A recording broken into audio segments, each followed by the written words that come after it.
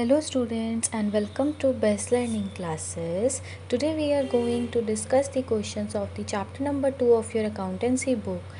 Amit and Bramit started business on 1 April 2020।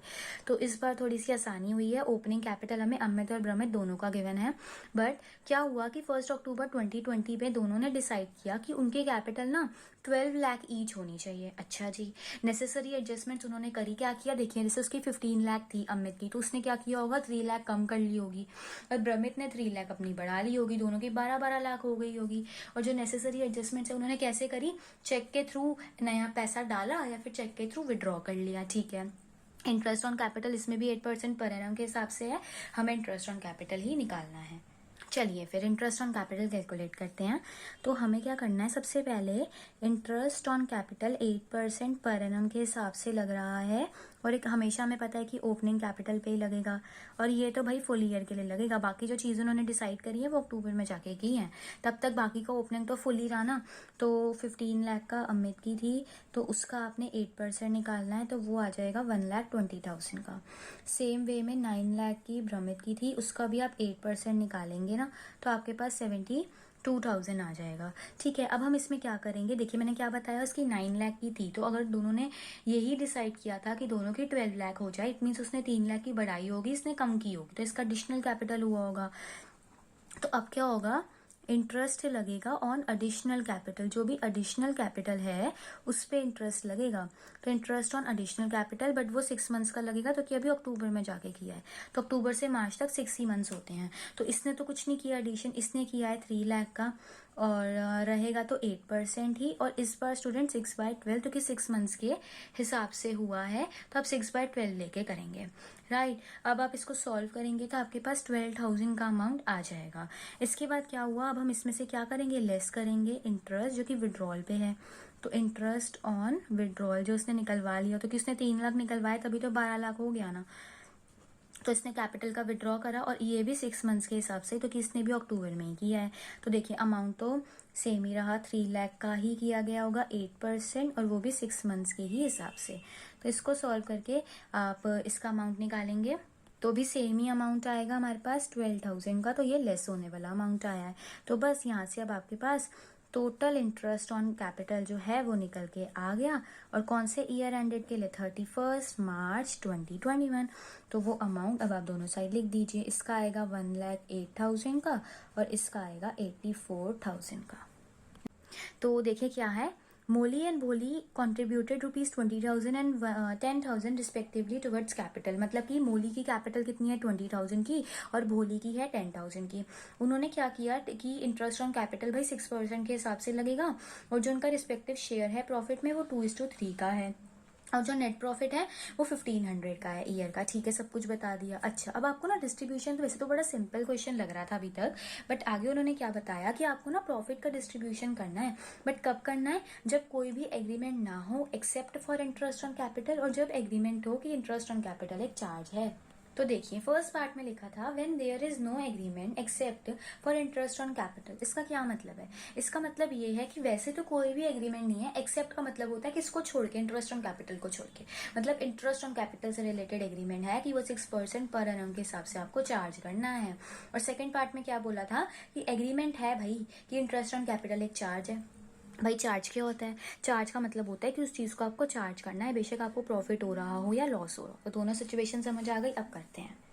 तो देखिए in the books of Molly and Bholi profit and loss appropriation account बनाएंगे distribution of profits के लिए हम, but उससे पहले हम वर्किंग नोट प्रिपेयर करेंगे, ताकि हम देखें कि अभी भाई पहले क्या क्या एडजस्टमेंट्स हमें करनी है, किस हिसाब से करनी है। तो सबसे पहले हम क्या करते हैं भाई, इंटरेस्ट ऑन कैपिटल लगा देते हैं 6% के हिसाब से, जो कि फर्स्ट पार्ट में लिखा हुआ था कि किसी भी चीज से रिलेटेड एग्रीमेंट नहीं है, बट इंटरेस्ट ऑन कैपिटल से रिलेटेड है, और उस एग्रीमेंट में ये डिसाइड हुआ है कि interest on capital 6% per annum के हिसाब से आपको चार्ज करना है। तो मोली का देखिए 20,000 का था, तो उसका आप 6% निकाल दीजिए, तो वो आ जाएगा 1,200। और सेम वे में भोली का ले लीजिए, तो भोली का था 10,000 का कैपिटल, उसका हम 6% निकाल देंगे तो आ जाएगा 600। अगर हम दोनों का टोटल करें स्टूडेंट्स तो वो आ रहा है 1800, जो कि हमारा टोटल ना इंटरेस्ट ऑन कैपिटल आ रहा है। बट यहाँ पे आप एक चीज़ नोटिस करिए कि यहाँ पे जो टोटल इंटरेस्ट ऑन कैपिटल है ना वो प्रॉफिट से भाई ज़्यादा आ गया है ना। ऐसा तो नहीं होना चाहिए, क्योंकि इस केस में तो भाई चार्ज नहीं बोला ना, इस केस में तो हम एप्रोप्रिएशन ही कंसिडर करेंगे। तो एप्रोप्रिएशन है तो भाई ज़्यादा नहीं हो सकती प्रॉफिट से। तो अब हमें यहाँ पे क्या करना पड़ेगा, देन वी फाइंड रेशियो। अब हमें क्या करना पड़ेगा, रेशियो निकालनी पड़ेगी इंटरेस्ट ऑन कैपिटल की। तो निकालो 1200 अपॉन में 600, रेशियो आ गई 2:1 की। अब हम कैसे इंटरेस्ट ऑन कैपिटल अलाउ करेंगे, interest on capital will be allowed as, कैसे अलाउ होगी मैं आपको दिखाती हूँ। प्रॉफिट को इस रेशियो में डिवाइड कर दो आप। तो मोली ले लो, मोली का मतलब कि टोटल प्रॉफिट था 1500, रेशियो आई है 2/3, मतलब 1000 मोली की। और सेम वे में भोली आ जाएगी, और भोली का देखिए 1500 ही रहा, बट रेशियो क्या हो गई 1/3, तो 500 इसका आ गया। तो इस केस में इस तरीके से जो प्रॉफिट है वो डिस्ट्रीब्यूट होता है, जो कि ऐसा हम सेम क्वेश्चन पहले भी देख चुके हैं कि इन केस एप्रोप्रिएशन प्रॉफिट से ज्यादा हो जाती है तो किस तरीके से उसका ट्रीटमेंट किया जाता है। अब ये तो बात हो गई भाई वर्किंग नोट की। अब इसको profit and loss appropriation account में भी शो कर दो। तो कैसे शो करेंगे हम, देखिए हम यहाँ पे लिखेंगे टू इंटरेस्ट ऑन कैपिटल। किस तरीके से हमने चार्ज किए, क्रेडिट साइड पे आएगा इंटरेस्ट ऑन कैपिटल। मोली का कितना निकाला है हमने 1000 का, और भोली का कितना निकाला है हमने 500 का। ये हमने कहाँ से निकाला है, वर्किंग नोट 1 से, और ये बैलेंसिंग फिगर है। 1500 का अमाउंट आपके पास जो है वो निकल के यहाँ से आ रहा है, ठीक है। और वही हम क्या करते हैं, ये तो 1500 का अमाउंट आ गया, बाकी हम यहाँ पे ऐसे ये डबल लाइन शो करके शो करते हैं अमाउंट टोटल, राइट यहाँ पे। और अगर इस साइड पे हम क्या शो करेंगे, जो भी प्रॉफिट एंड लॉस अकाउंट से हमारे पास प्रॉफिट आ रहा था, प्रॉफिट एंड लॉस अकाउंट से जो नेट प्रॉफिट शो हो रहा था वो हम दिखा देंगे। मतलब स्टूडेंट्स हुआ क्या, देखें क्या था ना कि 1800 का वैसे हमारा इंटरेस्ट ऑन कैपिटल बन रहा था, पर वो 300 ज्यादा हो रहा था प्रॉफिट से। तो हमने इस केस में क्या किया कि हमने ना रेशियो निकाल लिया कि दोनों को किस हिसाब से इंटरेस्ट ऑन कैपिटल मिल रहा है। तो 2:1 की रेशियो थी, तो हमने प्रॉफिट के रेशियो प्रॉफिट को इंटरेस्ट ऑन कैपिटल के उसमें डिवाइड कर दिया, और वो आपके पास यहाँ पे निकल के आ गया। चलिए सेकेंड पार्ट में क्या था स्टूडेंट्स के, इंटरेस्ट ऑन कैपिटल ना एक चार्ज है, चार्ज की तो सारी चीजें प्रॉफिट एंड लॉस अकाउंट में आएंगी, और एप्रोप्रिएशन की जो सारी चीजें होती हैं वो profit and loss appropriation account में जाती हैं। तो ये चार्ज है तो आप इसको P&L अकाउंट में दिखाओगे, तो आप क्या लिखोगे, आप लिखोगे टू इंटरेस्ट ऑन कैपिटल। भाई जो भी इंटरेस्ट ऑन कैपिटल लग रहा था, जो रियल में लग रहा था, मोली का लग रहा था 1200 का, और भोली का लग रहा था 600 का, जो कि हमने ना वर्किंग नोट 1 से कैलकुलेट किया था, टोटल आ गया था इसका 1800। बट देखा जाए तो यहाँ पे P&L अकाउंट से जो हमें प्रॉफिट शो हो रहा है ना, वो तो भाई यहाँ पे 1500 का शो हो रहा है। तो इट मीन्स हमें यहाँ पे लॉस हो गया, तो अब ये loss profit and loss appropriation account में जाएगा, है ना, profit and loss appropriation account में जाएगा। ये हमारे पास क्या निकल के आई है, बैलेंसिंग फिगर 300 की। तो दोनों साइड आप 1800 का टोटल लिख दोगे। तो स्टूडेंट्स मतलब हुआ क्या कि देखो क्या होता है, ट्रेडिंग अकाउंट से जो प्रॉफिट या लॉस होता है वो यहाँ पे आता है, तो वही same profit and loss account से जो भी प्रॉफिट या लॉस होता है वही हम वहां लेके जाते हैं। तो अगर यहाँ चार्ज ना होता तो भाई हमने जैसे पिछले पार्ट में किया हम कर लेते, लॉस जाता ही ना profit and loss appropriation account में। बट इस केस में चार्ज था तो भाई लॉस ही मिलेगा profit and loss appropriation account में आपको। तो भाई लॉस आपने निकाल लिया, उसको अब यहाँ पे शो कर लो।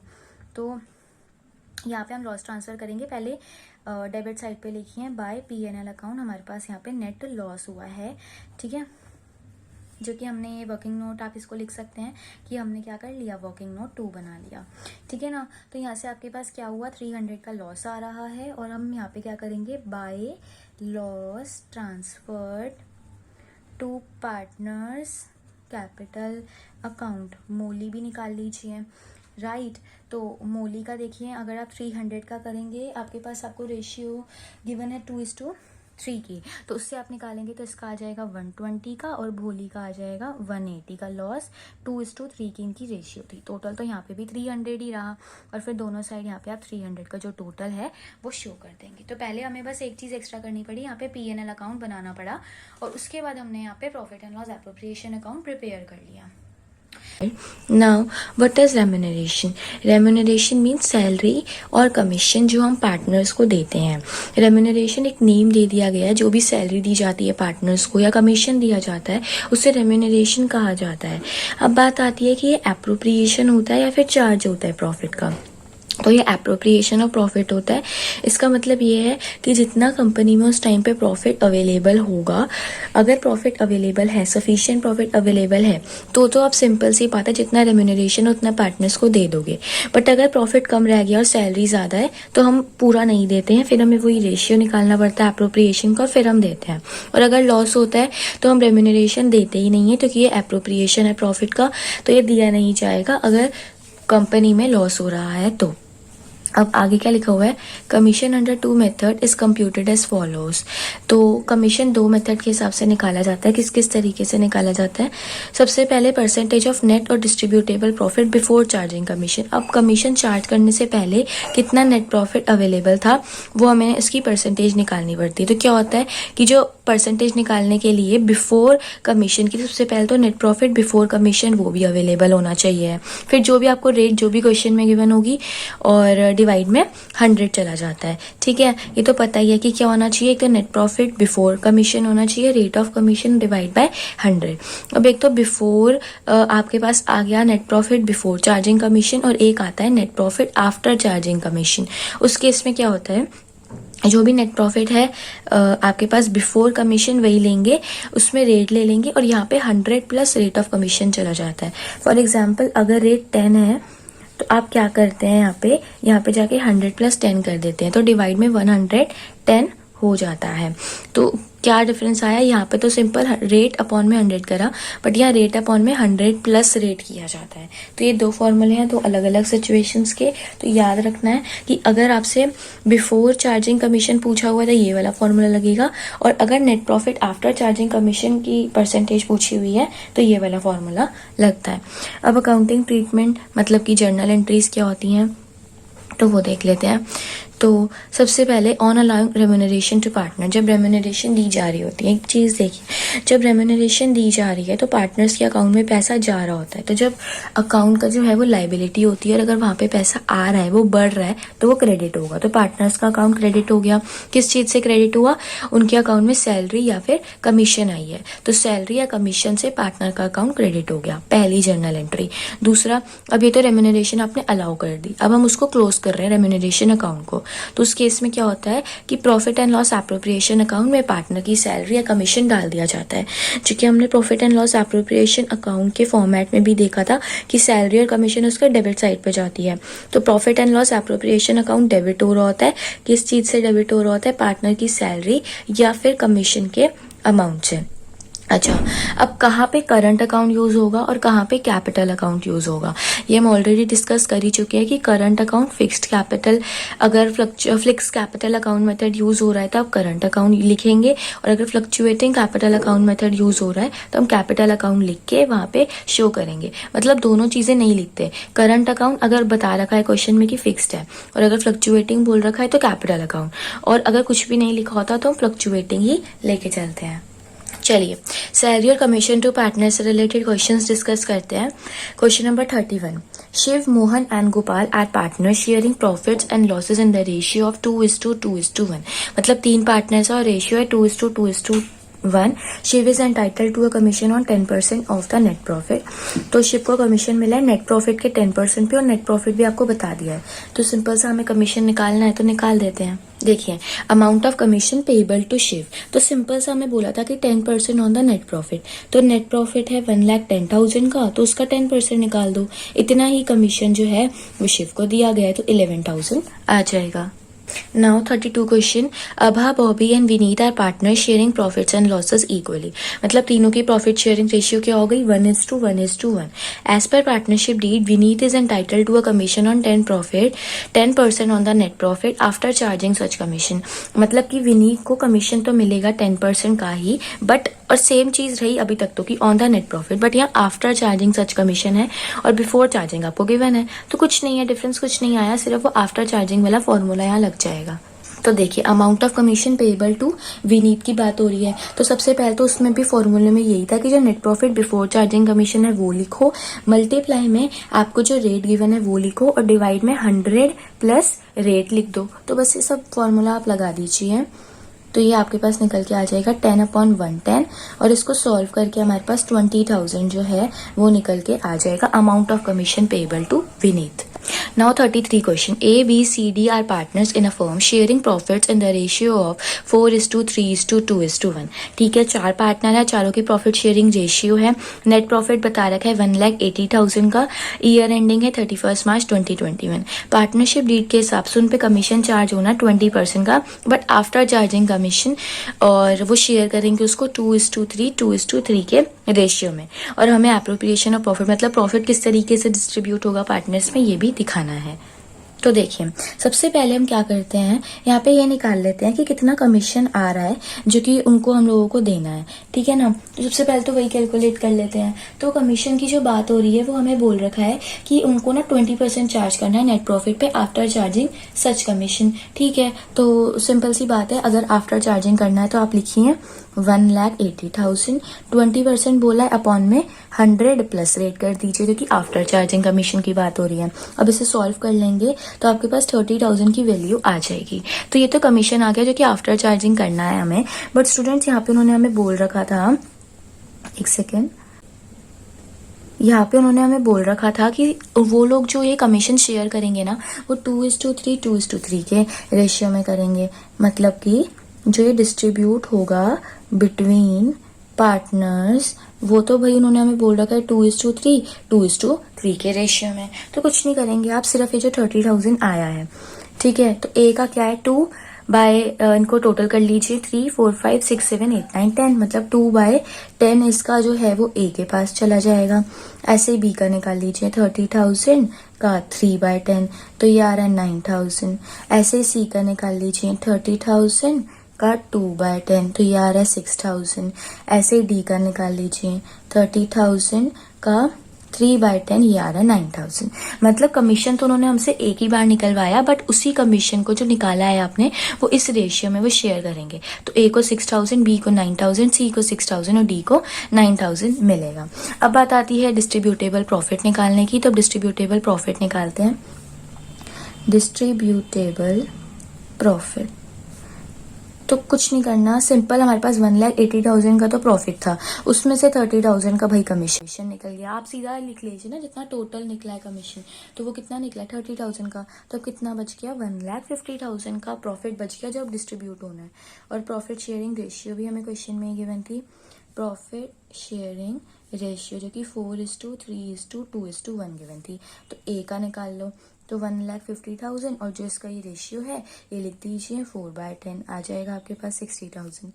सेम बी का ले लीजिए, अब इसमें इसका रेशियो क्या है 3/10, तो ये ले लो, इसका आ जाएगा 45,000। ऐसे सी का ले लो 1,50,000 का 2/10, तो ये आ जाएगा 30,000। और ऐसे ही डी का ले लेंगे 1,50,000 का 1/10, तो ये आ जाएगा 15,000। तो हमने क्या करा, जो भी प्रॉफिट था उसमें से कमीशन का अमाउंट निकाला डिस्ट्रीब्यूटेबल प्रॉफिट, उसे रेशियो में डिस्ट्रीब्यूट कर दिया। और सेम वे में एक ही बार कमीशन निकाला और जो रेशियो बता रखा था उसमें कमीशन को डिस्ट्रीब्यूट कर दिया। Now question number 34. X and Y are partners in a firm. X is entitled to a salary of 10,000 per month. Per month के हिसाब से दे रखी है तो 12 से मल्टीप्लाई करके पूरे ईयर की निकालनी पड़ेगी। और उसको 10,000 पर मंथ की सैलरी तो मिल ही रही है, साथ ही साथ उसे 10% का कमीशन भी मिल रहा है, ठीक है। वो आपको नेट प्रॉफिट में मिल रहा है after partner salary but before charging commission. तो ये मैं आपको बताऊंगी कैसे करते हैं। अच्छा, वाई को सैलरी मिल रही है 25,000 पर एनम के हिसाब से, उसकी तो पूरे साल की बता दी, ठीक है। और इसमें जो 10% लग रहा है वो आफ्टर चार्जिंग ऑल कमीशन लग रहा है, और पार्टनर सैलरी चार्ज करने के बाद नेट प्रॉफिट पे उसको कमीशन दिया जा रहा है। और नेट प्रॉफिट बिफोर ये सब चीजें किए हुए 4,20,000 का गिवन है, हमें डिस्ट्रीब्यूशन ऑफ प्रॉफिट दिखाना है। सबसे पहले हम एक्स का कमीशन ही कैलकुलेट करते हैं, ठीक है। तो एक्स का कमीशन निकालने के लिए उन्होंने आपको क्वेश्चन में गिवन है स्टूडेंट्स कि आफ्टर पार्टनर सैलरी, मतलब एक्स और वाई की सैलरी को चार्ज करने के बाद आपको नेट प्रॉफिट पे देना है। तो देखिए सबसे पहले आपको यहाँ पे देखिए कि आपको नेट प्रॉफिट गिवन क्या है, 4,20,000 का नेट प्रॉफिट गिवन है। तो दोनों पार्टनर की सैलरी इसमें से माइनस कर दीजिए और ले लीजिए। तो एक्स की सैलरी क्या है, 10,000 पर मंथ है, तो पूरे साल की क्या हो जाएगी, 1,20,000। और वाई की तो हमें डायरेक्टली 25,000 बता ही रखी है। तो इसको माइनस करके अब जो आपके पास नेट प्रॉफिट आएगा उसका हमें 10% निकालना है। और बिफोर चार्जिंग है इसके आप 100 लिख रहे हैं, आफ्टर होता तो 100 + 10 लिख देते। तो इसको सॉल्व करके 2,75,000 आएगा। आप उसका 10% कर देंगे तो 2,75,000 आ जाएगा। मतलब कुछ भी नहीं करना था, उसने बोला था आफ्टर पार्टनर सैलरी, मतलब नेट प्रॉफिट में से जब आप पार्टनर की सैलरीज दे देंगे ना, उसके बाद जो नेट प्रॉफिट बचेगा उसका आप कमीशन देंगे। तो हमने पार्टनर की सैलरी हटा दी, ये दोनों क्या है, एक्स एंड वाई की सैलरी है, ये हमने निकाल दिया और उसके बाद हमने उसका 10% निकाल लिया। इसी वजह से वाई का कमीशन निकाल लेते हैं। अच्छा, वाई के कमीशन में ना हमें सब कुछ हटाना है, सारे कमीशन भी हटा देने हैं, मतलब ये एक्स के कमीशन की वैल्यू, पार्टनर की सैलरी, सब कुछ हटा देनी है हमें, ठीक है ना। और उसके बाद हमें उसको जो है वो प्रोवाइड करना है। तो सबसे पहले तो भाई वही जो नेट प्रॉफिट है, अब नेट प्रॉफिट में से हम क्या क्या हटाएंगे, एक्स की सैलरी हटा दोगे, वाई की सैलरी हटा दोगे, और साथ ही साथ भाई इस बार एक ही चीज़ एक्स्ट्रा हुई है, एक्स का कमीशन भी हटाना है, तो उसमें बोल रखा है बस। उसके बाद इसमें इस केस में आफ्टर चार्जिंग है तो 10/110 जाएगा, रेट ऐड हो जाएगी, ठीक है ना। तो ये कर दो, तो इसे क्या करोगे, 4,20,000 में से पहले एक्स की सैलरी हटा दी, फिर वाई की सैलरी हटा दी, फिर जो अभी हमने फर्स्ट वर्किंग नोट में एक्स का कमीशन निकाला है वो भी हटा दिया, और फिर अब इसको सॉल्व कर लेंगे। तो इसको सॉल्व करके 247500 आएगा, उसको आप सॉल्व करेंगे तो 22,500 का कमीशन वाई का आ गया और 27,500 का कमीशन एक्स का आ गया था। अब बात आती है डिस्ट्रीब्यूटेबल प्रॉफिट की। तो स्टूडेंट्स देखिए डिस्ट्रीब्यूटेबल प्रॉफिट किस तरीके से निकलता है, जो प्रॉफिट अवेलेबल था उसमें से आपने क्या क्या दिया है, दोनों पार्टनर्स की सैलरी दी है, तो सबसे पहले तो वही हटा दो कि उतने से हमारा प्रॉफिट जो है वो कम हो गया। फिर आपने दोनों पार्टनर को कमीशन भी दे दिया है तो वो भी हटा दो। देखो क्या हुआ, इन सब चीज़ों से ना प्रॉफिट कम हो गया। अब जो प्रॉफिट बचा होगा वही तो पार्टनर्स में लास्ट में जाकर डिस्ट्रीब्यूट हो जाएगा। तो इसको सॉल्व करके आपके पास 2,25,000 आ जाएगा। अच्छा, यहाँ पे प्रॉफिट शेयरिंग रेशियो है 1:1 की, तो बस x का कैसे आएगा, 225,000 का आप हाफ कर दीजिए, 1,125,000।